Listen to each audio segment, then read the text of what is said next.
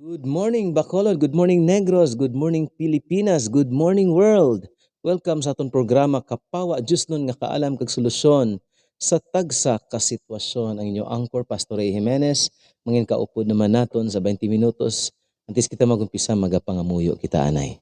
May nga langit nun nagapalapit kami kag ginaako namon limitado kami o Ginoo. Kag Lord ang amon kusog.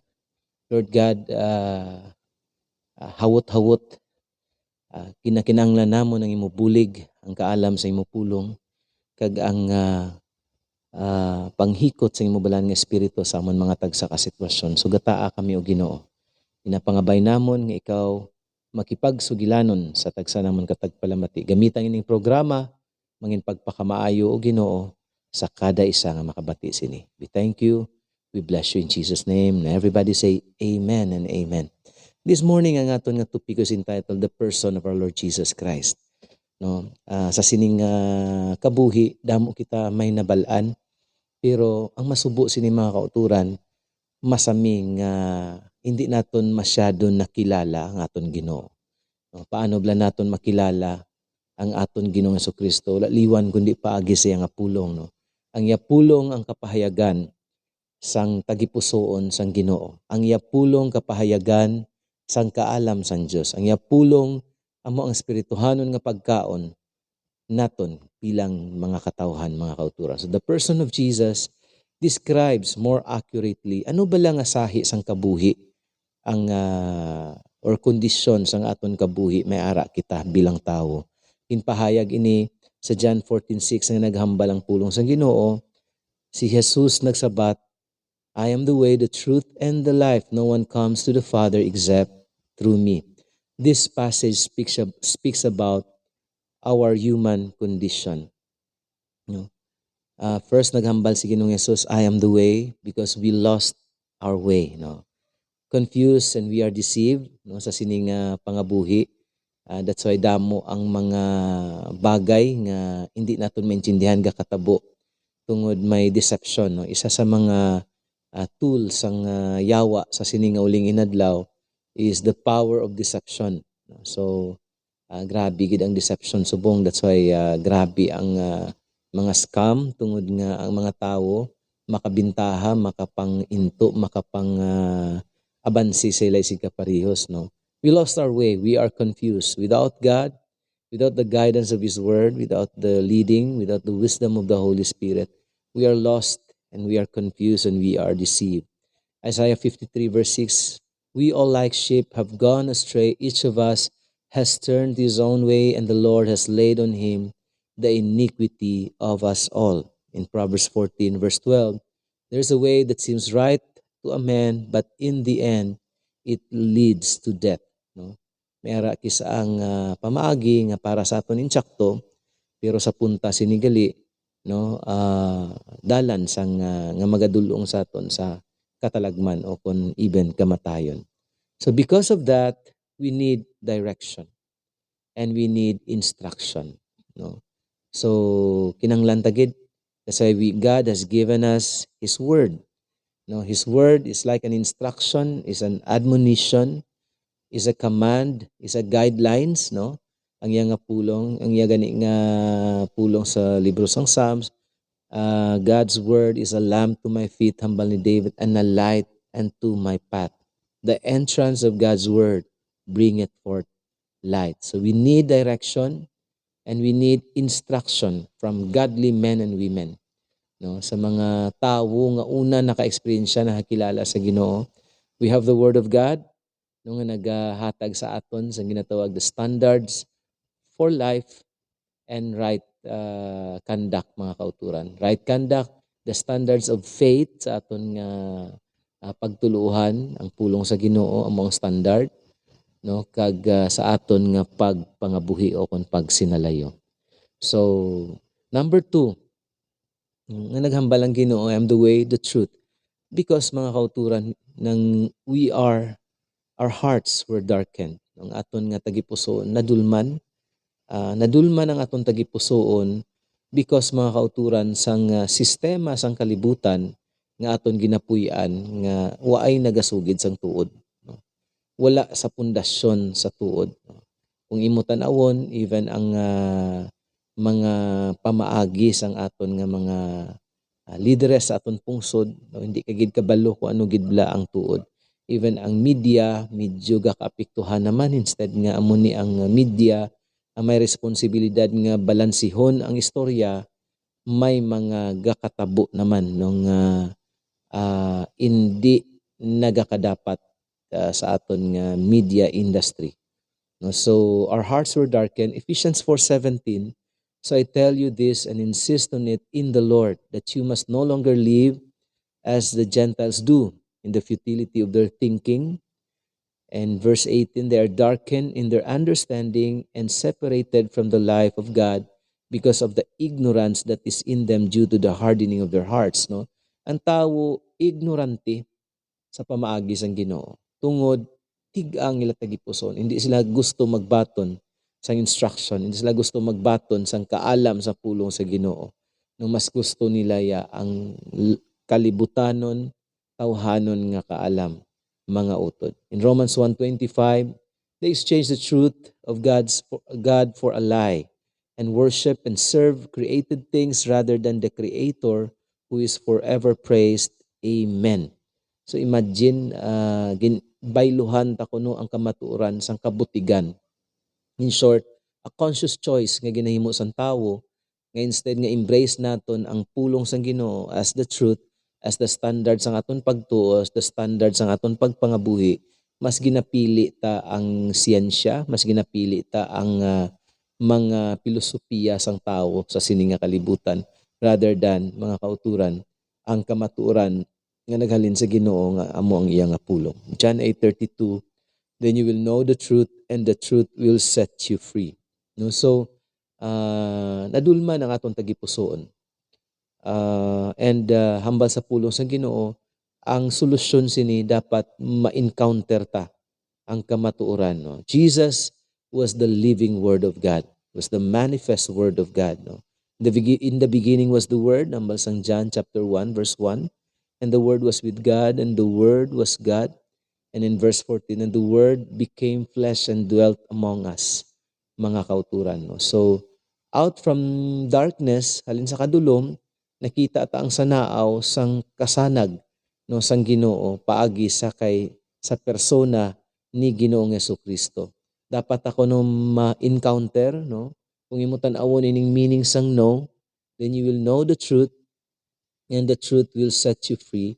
In order for us nga maintindihan ta ang kamatuoran, mabaton ta kag mahilway ta sa kamatuoran, dapat ma-encounter ta si Ginoong Jesucristo, mga kauturan. And number 3, hambal sang Ginoo that Jesus is the way, the truth, and the life. So because we are dead in our sins, nga kinahanglan ta kabuhi aw, no, tungod patay kita sa aton mga sala. In Colossians 2:13, when you were dead in your sins and in the uncircumcision of your sinful nature, God made you alive with Christ. He gave us all our sins. No? Ginbuhi kita kuno sang Ginoo paagi kay Kristo Jesus, kag ginpatawad ang aton mga sala. In 1 John 5:20, we know also that the Son of God has come and has given us understanding so that we may know Him who is true. And we are in Him who is true, even in His Son, Jesus Christ. He is the true God and eternal life. I don't know sa aton, pero ang pulong sa Ginoo nagadeklarar, Jesus Christ is the true God, no, and eternal life. Siya ang matudtuod nga Dios, kag siya lang gid ang makahatag sang kabuhi nga walay katapusan. Temporaryo ang kabuhi naton sa sini nga kalibutan.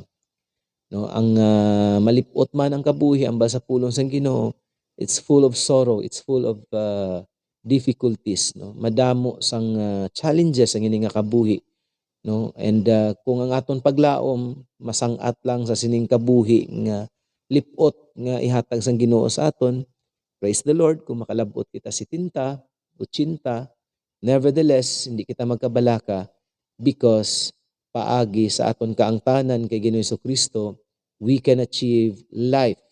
Ang kabuhi blang nga wala sang luha, wala sang kasubo, wala sang anuman nga mga regrets, And that is what we call eternal life in the presence of our God, mga kauturan. No?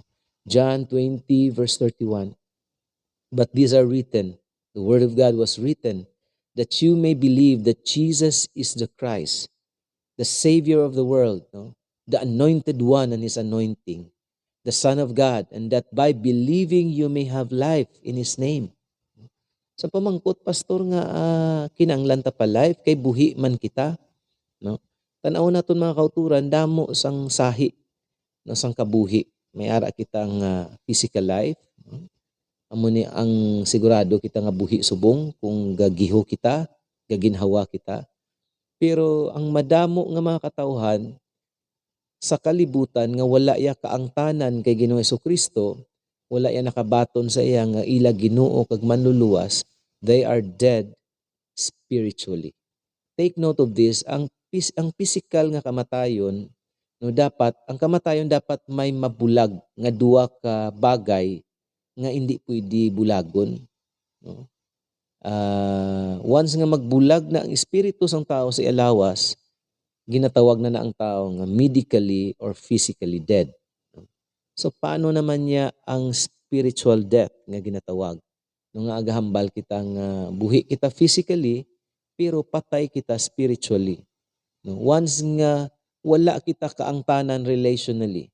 Sa panahon nga si Adan kag si Eva nakasala sa Ginoo, they died spiritually. No, una ginanatabo. They were separated from the presence of God. Damo sang tao nga malayo subong sa Ginoo. No, that's why ang Ginoo nagapalabot through airwaves, through sa Facebook Live, sa mga YouTube, no? Damo ang mga mensahe nga ginapalabot sa Ginoo sa mga dalanon, mga balasahon nga ginapanghatag sa aton, no, sa mga AM station kag sa TV network nagapalabot ang Ginoo sang mensahe nung ang mga tawo nga malayo sa Dios ipalapit sa Ginoo, makaangkon, no? Tanan guro nga tao subong halos kareliyoso. Pero mga kauturan, lain nga istorya ang relihiyon kag ang relasyon sa aton nga buhi nga Dios. God wants a relationship with you.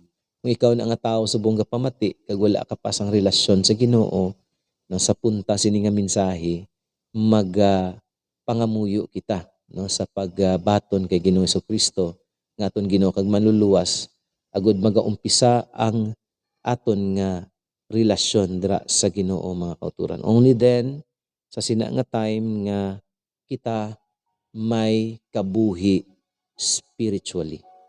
May kabuhi spiritually. So ginsulat ini agud mahibaluan naton, no, nga si Ginoong Hesus amo ang Kristo, amo ang manluluwas, amo ang Mesiyas nga ginpadala sang Ginoo, ang anak sang Dios, nga sa aton pagtuo sa iya may kabuhi kita paagi sa iya nga ngalan. So kung ang birthday naton 1976, so pero sang sinilang kita nga tio nagbaton kay Ginoong Jesucristo, nagdangop sang kabuhi ta sa iya. Sa amo lang gini nga time man nga kita nabuhi spiritually, mga kauturan. Although buhi kita physically sa malawig na nga tion. Romans 6:4, we were therefore buried with him through baptism into death, in order that as Christ was raised from the dead to the glory of the Father, we too may live a new life. We need the resurrection power of God. So mga kauturan, ging pahayag lang diri ang sitwasyon naton sa naghambal si Ginoong Jesucristo. Kinahanglan ta siya as the way, kinahanglan ta siya as the truth, kinahanglan ta si Jesus as the life. Now when you accept Jesus as your Lord and Savior, ang ining tatlo ka bagay nga mga matahom matabo sa aton, matake place sa aton kabuhi. No, hindi na kita mga kauturan nga madulman aron na kita sa kasanag, hindi na kita mga utod nga talang-talang kung diin magkadto. God will guide us through the wisdom of His Word, through the Holy Spirit that will keep in step with us in life, in this journey, mga kauturan. No? But most of all, mga utod, kung aton tanawon, gusto sang Ginoo nga matabo sa aton kabuhi, we will experience the resurrection power of God. The Spirit that raised Jesus from the dead is the same Holy Spirit that will raise your mortal bodies, mga kauturan. A new strength, a new beginning is about to start sa imong kabuhi. Mga kauturan, mga abyan, Jesus is the only way. Hindi lang siya the way, but the only way, the only truth. No? He is the manifest truth of God. He is the living Word of God, mga kauturan. John 17:17, His Word is truth. No? And Jesus is the Word that became flesh and that dwelt among us even until this time, mga utod, through the Holy Spirit that is indwelling in every believer's heart, mga kauturan. So sini nga time, nimutan awon, kinanglanon tagid si Ginoong Jesucristo. No, we need His resurrection power. If any man be in Christ, he is a new creature. The old has passed away, behold, the new has come. No? Sa aton, dara nga nagapamati, kagkabalo kagid, nga waay mo pagidyagin imbitar si Ginoong Jesucristo sa imo nga tagipusoon bilang imo Ginoo hari kag manluwas. Way mo pa gindangop ang kabuhi mo sa iya. I would like to give you this challenge. If you are that person, I would like to pray for you, guide you in prayer. Sundang ini nga pangamuyo and imo ni personal nga prayer, ako ya mag-guide lang ko sa imo no sa pagpangamuyo sang kaluwasan, sa pangamuyo sa pagdangop sang kabuhi kay Kristo Jesus, no. So sundang ini nga prayer audibly nga mabatian mo. Ihambal, pwede ibayaw mong imo nga kamot, no, sa imo nga pag samtang gapamati kasi ni nga tingog, ihambal, amay nga langit nun, nagapalapit ako sa imo. Isa ka makasasala. Kag nakahibalo ko Ginoo nga hindi ko sarang maluwas, ang akon kaugalingon halin sa akon sala. Apang madamo nga salamat kasi Ginoong Jesucristo nagkari, nagantos, nalansang sa krus, napatay, nalubong kag nabanhaw, agud bayaran tinluan, kag patawaron ang tanan ko nga mga sala. Patawara ako Ginoo sa tanan ko nga sala, sa akon pangunahuna, sa akon pulong, sa akon balatsagon kag sa akon binuhatan. Ginoo, subunggid, ginabuksan ko nga akong tagipusoon, kag ginaimbitar ko si Ginoong Jesucristo nga magsulod, kag magpungko sa trono sa akon nga kabuhi, nga ikaw ang magpanguna sa akon. Let your will be done in my life. Lord, subunggid, Ginoo, ginabaton ko ikaw nga akon Ginoo, hari kag manluluwas sa kabuhi ko. Baguha nga akon kabuhi, buligi ako Ginoo. Sa anuman nga mga sitwasyon nga akon ginatubang, ikaw ang akon Diyos, ikaw ang akon palalipdan, ikaw ang akon ginasaligan. Kag ginatugyan ko ang bugos ko nga kabuhi, nagliligad subong kag palabuton. Bugos ko nga kabuhi kag ang bugos ko nga panimalay. Luyag ko ikaw kilalahon, maesperiensyahan pagid, simbahon, alagaron sa bugos ko nga kabuhi. Salamat o Ginoo, you are the way, Lord God. You are the truth. And you are the life.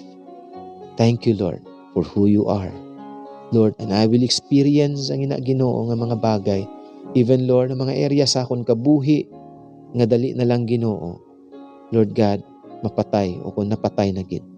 Let your resurrection power begin to do its work in my life. In Jesus' name we pray. Everybody say amen. Amen. God bless everyone, my friends. No? Stay tuned in, no? Padayon kita sa mga programa. There is a Message of the Cross with Pastor King and Reverend Solomon Nabita. Now, this is a power-packed 1 hour nga programa. Thank you sa tanan nga aton nga nagasunod nga tagpalamati kag naga-access no sa sining post sa Facebook. And thank you sa ARBN nga nagahatag sa aton sa opportunity, to all our sponsors. Thank you, God bless everyone. Don't forget to continue to comment. May mga prayer request kita, may ara kita nga mga questions. Kindly no ipabalo sa aton para nga sabat naton. You can also directly contact us sa amon nga messenger nga mga account. So God bless everyone. Stay tuned in. God bless.